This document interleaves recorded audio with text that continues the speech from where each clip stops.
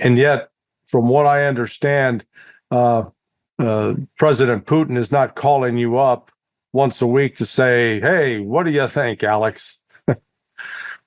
How did you get that designation as Putin's brain, for starters? So I think that there are two levels of the vision of modern Russia. So on one side, on one level, there is Mr. Putin and his logic of political acts and steps and decisions. That is very,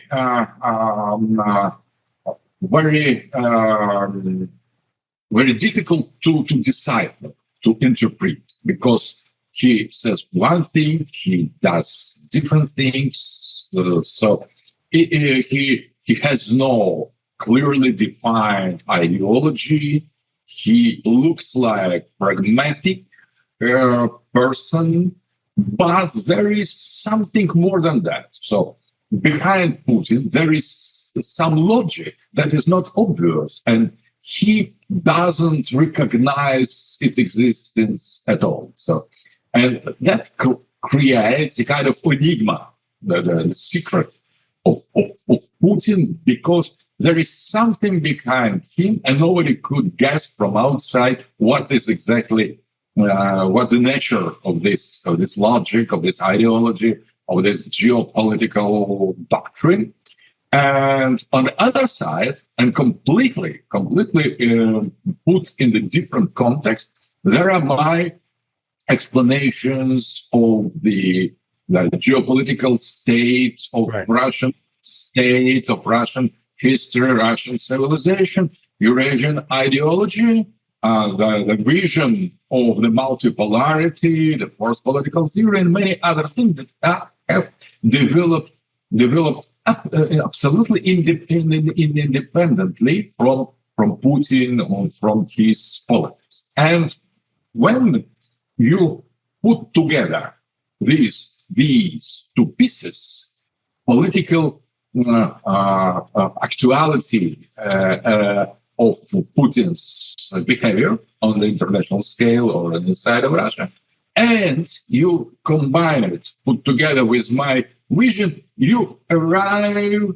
to the conclusion that they meet together perfectly. So, but what is interesting, that I gave my explanation of the future of Russia, of the Russian geopolitics, of Eurasian, I did before, long before Putin came to power. So it is based.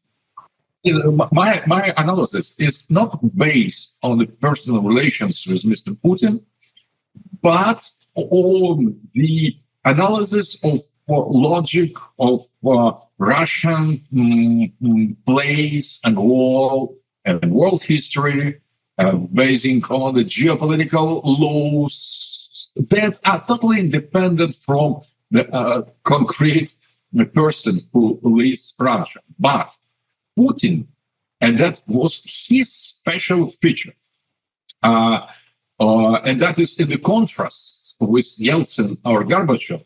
He was from the very beginning in line, in resonance, in conformity with this objective logic of the sovereign, independent history of Russia. So he objectively was fallen in this place in our history, and that is the point we have met with him. So the reality and the theory, the practice and the theory, they have met because the Western analytical circles could not imagine such thing as the spirit of history, the logic, providence, and everything like that. So they have arrived to the conclusion that it is possible only if I am personally behind Putin. That these legends that cost too much to me because I was sanctioned as if I I am Putin's brains, but I am not. Yeah. So, but this perspective, this angle of vision, have when we coincide totally, perfectly, that was the cause of this name.